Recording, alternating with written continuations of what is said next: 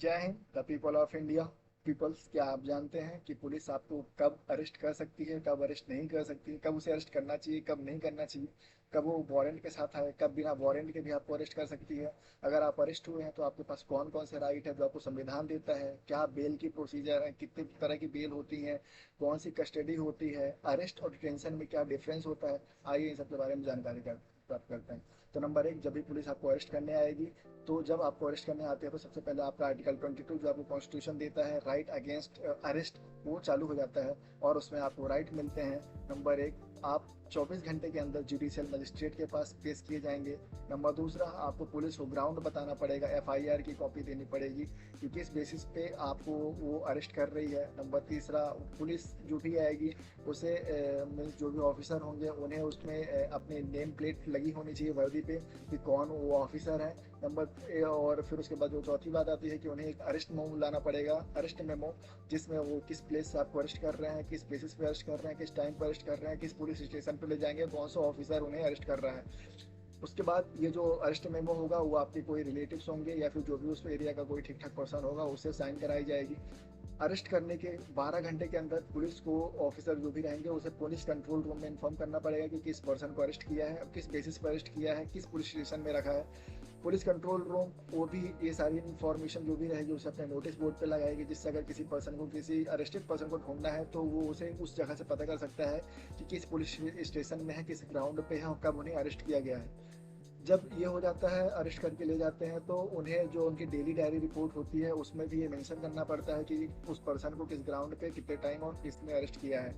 फिर इसके बाद ये जाते हैं वो उस डेली डायरी रिपोर्ट और जो अरेस्टेड पर्सन है उसके साथ इन्हें 24 घंटे के अंदर जुडिशियल मजिस्ट्रेट के पास पहुंचना होता है, जिसमें ट्रैवल का टाइम होता है वो एक्सक्लूड किया जाता है। जब आप मजिस्ट्रेट के पास पहुंचते हैं तो आपको वहां पर दो प्रकार की कस्टडी हो सकती है। आगे अगर आपसे इन्वेस्टिगेशन किया करना है उसे, तो नंबर एक होती है पुलिस कस्टडी जो कि 15 दिन की होती है। उसके बाद जुडिशियल कस्टडी होती है जो कि 60 से 90 दिन के लिए हो सकती है। ये डिपेंड करता है कि केस की सीवियरिटी क्या है। इसी 60 से 90 दिन के अंदर पुलिस को अपनी एक रिपोर्ट देनी होती है, जो भी आपके ऊपर चार्जशीट है कि किस बेसिस पे इन्हें अरेस्ट किया गया था, क्या एविडेंस पुलिस ने कलेक्ट किए हैं और कितनी सच्चाई है, क्या क्या जो भी उन्हें बताना है जज को, वो उस पर लिख करके बता देंगे। अगर ये इन्वेस्टिगेशन वो नहीं कर पाते हैं, मीन्स अगर वो चार्जशीट कंप्लीट करके नहीं दे पाते हैं या सप्लीमेंट में चार्जशीट देते हैं, आधी अधूरी जानकारी देते हैं, तो आपको डिफ़ॉल्ट बेल मिल जाती है। वहाँ पर डिफ़ॉल्ट बेल का प्रोविज़न है, अगर इन्होंने ऐसा पूरा नहीं किया है तो आपको कोर्ट बेल दे देता है। तो सबसे पहला तो आपका जो कॉन्स्टिट्यूशन राइट दिया था आर्टिकल 22, वो अरेस्ट होते ही आपको राइट मिल जाता है अगेंस्ट अरेस्ट। नंबर दूसरा राइट है राइट अगेंस्ट हैंड कफिंग, जो आपको आर्टिकल 21 देता है। आपको हैंड कफ तब तक नहीं किया जा सकता जब तक पुलिस कोई ना लगे कि आप भाग सकते हैं, कोई क्राइम कमिट कर सकते हैं। अगर सिंपल केस है तो आपको इसे हैंड कफ नहीं करना चाहिए पुलिस को। उसके बाद नंबर तीसरी बात जो है, आपका जब आप मजिस्ट्रेट के पास आते हैं और आपकी जो भी बातचीत हो जाती है, जो भी मजिस्ट्रेट को पूछना है, तो उसके बाद आपका आर्टिकल 20 आता है जो कि आपको प्रोटेक्ट करता है अगेंस्ट कन्विक्शन। उसमें तीन तरह के राइट्स हैं। नंबर एक है एक्स पोस्ट फैक्टो, अगर आप ये क्राइम कोई ऑफेंस कमिट करने के बाद कोई कानून आ रहा है तो आप पे लागू नहीं होगा। जो भी कानून होना चाहिए वो क्राइम कमिट करने के पहले एक्टिव होना चाहिए। नंबर दूसरा, डबल जेओपर्डी, कोर्ट किसी एक क्राइम के लिए दो बार सजा नहीं दे सकता, लेकिन सिर्फ जुडिशियल कोर्ट। बाकी को कोई एडमिनिस्ट्रेशन डिपार्टमेंटल कार्रवाई होनी है वो हो सकती है, लेकिन जो जुडिशरी होगी वो दो बार सजा नहीं देगी। नंबर तीसरा, सेल्फ इंक्रिमिनेशन नहीं होगा, मीन्स आपको बाध्य नहीं किया जाएगा कि आप अपने खिलाफ सबूत दो। तो ये तीन राइट हैं आपके, जो आपके आर्टिकल 20 में आता है। तो तीन आर्टिकल थे, आर्टिकल 20, आर्टिकल 21 और आर्टिकल 22। ये तीनों प्रोटेक्शन देते हैं आपको ड्यूरिंग कन्विक्शन, अरेस्ट और हैंड कफिंग के लिए। उसके बाद जब आपके पास आप जुडिशल मजिस्ट्रेट के पास पहुंच जाते हैं, जो भी इन्वेस्टिगेशन हुई आपको पुलिस कस्टडी में 15 दिन के लिए, उसके बाद 60 दिन के जुडिशल कस्टडी। और इसमें भी अगर आपका केस कुछ क्लियरिफाई नहीं हुआ तो आप इसके बाद बेल अप्लाई कर सकते हैं। बेल कई प्रकार की होती है। नंबर एक, रेगुलर बेल होता है। रेगुलर बिल अप्लाई करने में आप जो कोर्ट होता है वो 2 हफ्ते का अधिकतम समय ले सकता है। 2 हफ्ते में इन्हें क्लियर करना होगा कि आपको बिल देना है या नहीं देना है। उसके बाद नंबर एक, इंटरिम बेल दूसरी इंटरिम बेल होती है। जैसे कि जो आपका रेगुलर बेल है उसका टाइम 2 हफ्ते का है, लेकिन कोई काम पड़ गया है तो अभी इसे बीच में बेल देना है 2-3 दिन के लिए, तो ये इंटरिम बेल यहाँ पे आपको दे देंगे कि ठीक है आप 2-3 दिन के लिए चले जाइए और आ जाइए। उसके बाद में अगर इन्हें देना होगा तो बाकी भी बेल देंगे। फिर तीसरी होती है एक एंटीसिपेटरी बेल। मीन्स अगर आपको लगता है कि आपको जो पुलिस है वो अरेस्ट कर सकती है किसी भी बेसिस पे, तो आप उससे पहले ही कोर्ट चले जाइए और वहाँ पर से आप बेल ले लीजिए।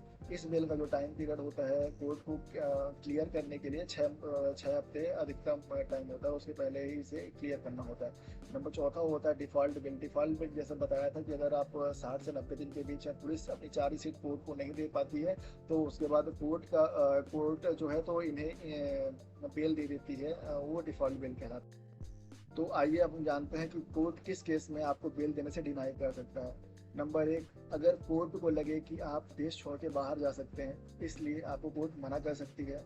नंबर दूसरा, अगर कोर्ट को लगे कि आप निकलने के बाद कोई और क्राइम कमिट कर सकते हैं या जो भी विक्टिम है या कोई और पर्सन उससे रिलेटेड है कि इससे आप उसे हार्म कर सकते हैं तो आपको कोर्ट मना कर सकती है। नंबर तीसरा, अगर कोर्ट को लगे कि आप कोई एविडेंस टेम्प्ट कर सकते हैं तो उस टेम्पटेशन को रोकने के लिए या बचाने के लिए कोर्ट आपको बेल देने से मना। आइए तो अब हम जानते हैं कि कोर्ट के कुछ आदेश हैं या कुछ सीआरपीसी के कुछ प्रोविज़न है जो ये मेंशन करते हैं कि पुलिस को कब अरेस्ट नहीं करना चाहिए। मीन्स बिना अरेस्ट किए भी काम चल सकता है। तो अगर कोई पर्सन है और वो क्राइम कमिट करता है, कोई ऑफेंस कमिट करता है जिसकी सज़ा 7 साल से कम हो, तो ये सेक्शन 41 ए में सीआरपीसी के अंडर ये प्रोविज़न है कि पुलिस को आपको अरेस्ट नहीं करना चाहिए बल्कि आपसे कोऑपरेशन नोटिस देना चाहिए, जिसके बेसिस पे आप उनसे जाकर के कोऑपरेट करें और जब जब पुलिस को काम हो तो फिर वो पर्सन उससे मिलता जाए और जब वो केस फाइनल हो तो उसके बेस में जब कुछ सज़ा मिले तो वो सज़ा मिल जाए, लेकिन उससे पहले उसको अरेस्ट नहीं करें। और अगर उन्हें लगता है कि ये पर्सन कुछ एविडेंस के खिलाफ एविडेंस टेम्प्ट कर सकता है या कोई और अगला क्राइम कमिट कर सकता है तो पुलिस तब अरेस्ट कर लेना चाहिए उसे। नंबर दूसरी बात है कि पुलिस कब बिना वारंट के भी आपको अरेस्ट कर सकती है। तो वो केसेस हैं, वो कंडीशन है जब पुलिस बिना वारंट के अरेस्ट कर सकती है। तो नंबर एक है कि अगर कोई सा भी क्राइम कमिट किया गया है जिसमें पनिशमेंट का टाइम पीरियड 7 साल से ज़्यादा है, उसमें पुलिस बिना वारंट के अरेस्ट कर सकती है। नंबर दूसरा, अगर कोई सा भी कॉग्निजेबल ऑफेंस पुलिस के सामने ही कमिट किया जा रहा है तो पुलिस उसमें बिना वारंट के गिरफ्तार कर सकती है।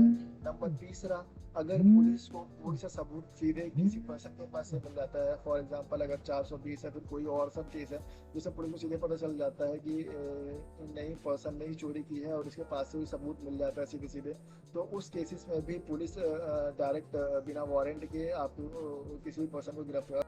तो अपना सेक्शन 41 है सीआरपीसी का, वो बताता है कि कब पुलिस बिना वारंट के अरेस्ट कर सकती है। और नंबर दूसरा जो सेक्शन 41 ए है ये बताता है कि कब पुलिस को अरेस्ट नहीं करना चाहिए और कोऑपरेशन नोटिस से काम चला लेना चाहिए। तो दोस्तों ये जो अरेस्ट के बारे में है इसमें अरुणेश भुइया केस था 2014 का, उसमें कोर्ट ने कुछ आदेश दिए थे कि कब पर्सन को में जो स्टेट है उसे ये कोशिश करना चाहिए कि पुलिस अरेस्ट ना करे। तो उसमें ये कहा था कि जो स्टेट है ना उसे पुलिस को इंस्ट्रक्ट करना चाहिए कि अगर वो सबसे पहले तो ये चेक करे कि कौन सा केस सेक्शन 41 ए में आ सकता है, कौन सा केस सेक्शन 41 में आता है, और ये चेक कर ले उसके बाद ही अरेस्ट करें। मीन्स अगर कोई सेक्शन 41 ए में आ सकता है तो उसे कॉपरेशन नोटिस से काम चला लो। नंबर दूसरा, कोर्ट ने स्टेट को कहा कि आप सभी ऑफिसर को बोले कि चेक लिस्ट बनाए जो सेक्शन 41 के अंदर आते हैं जिसमें बिना वारंट के अरेस्ट किया जा सकता है, और अगर उन जो क्राइटेरिया है सब सेक्शन है उसे मीट करता है तभी उसे अरेस्ट करें, नहीं तो कॉपरेशन नोटिस से काम चलाएं। नंबर तीसरी बात उन्होंने कहा जो भी जुडिशियल मजिस्ट्रेट है जो इस तरह के केसेस को देख रहे हैं उन्हें भी एक बार ये पहले देखना चाहिए कि कौन सा केस सेक्शन 41 या ए या 41 में आया, और फिर उसके बेसिस पे ये चेक करे कि क्या उन्हें अरेस्ट करना चाहिए था या डायरेक्ट नहीं करना चाहिए था।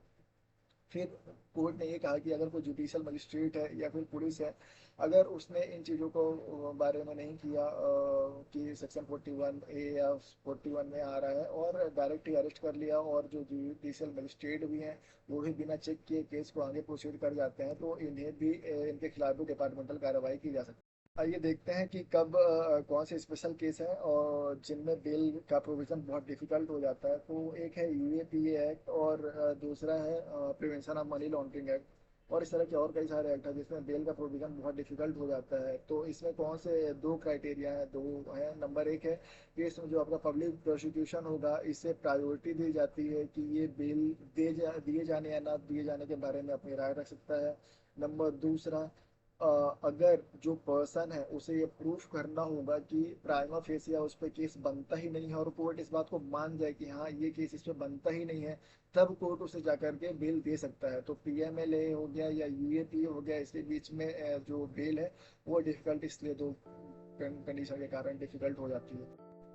तो इसके बाद जो एक सबसे मेन बात है कि ग्राउंड के बारे में जो एफआईआर की कॉपी वो मिलना चाहिए, वो इंडियन एविडेंस एक्ट है।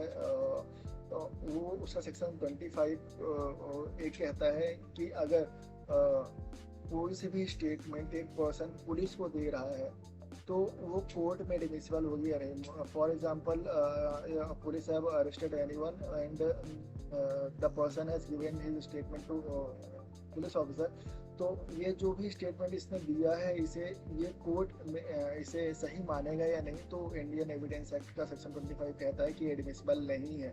मीन्स अगर पर्सन पुलिस को कोई सा भी बात कहता है, कोई सा भी स्टेटमेंट होगी, और वो पर्सन अगर वो सेम टू सेम बातें कोर्ट में रिपीट नहीं करेगा तो वो पुलिस की स्टेटमेंट सही नहीं मानी जाएगी। और नंबर दूसरा केस होता है एक जो डिटेंशन का केस होता है।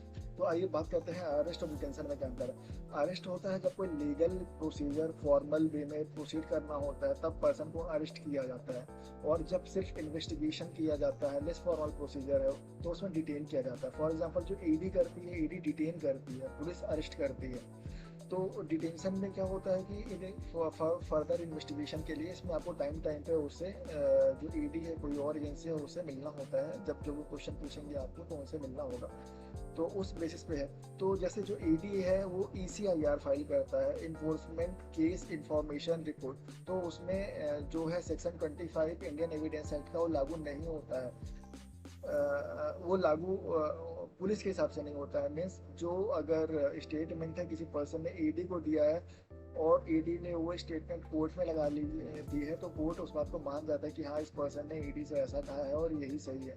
क्योंकि ये जो होता है ना, तो इसमें सिविल प्रोसीजर है, तो जिसमें कोर्ट को लगता है कि इसमें टॉर्चर नहीं किया जा सकता है, सीधे बातचीत करके ईडी या फिर कोई और एजेंसी को भी बात कर रही है, इसलिए इसमें जो उसका स्टेटमेंट है उसको एडमिसिबल है और इसमें नहीं है। और जो ईसीआईआर है जो ईडी फाइल करती है वो भी उस पर्सन को देना जरूरी नहीं है। मीन्स हाँ इसमें एक डिफिकल्टी ये है कि अगर आपको ईसीआईआर मिल ही नहीं रहा है, आपको ग्राउंड नहीं मिल रहा है कि आप किस ग्राउंड पे अरेस्ट किए गए हो, आप विक्टिम हो, मीन्स आप जो क्राइम कमिट करने वाले हो, या फिर आप सबूत देने वाले हो, आप गवाह हो या तो फिर आप क्राइम ऑफेंडर हो, इस बात का आपको पता ही नहीं चल पाता है, तो आप अपना डिफेंस उसमें प्रिपेयर करने में थोड़ी डिफिकल्टी होती है।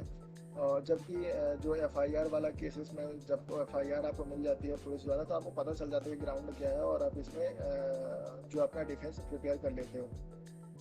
तो उसमें जो आर्टिकल 22 था उसमें एक राइट ये भी था कि आप अपने वकील से बातचीत कर सकते हो। तो उसमें क्या है कि जो भी आपका वकील रहेगा और जब जब आपसे इन्वेस्टिगेशन होगी तो वो हर टाइम उस जगह पे रहेगा जहाँ पे आपसे इन्वेस्टिगेशन हो रही है।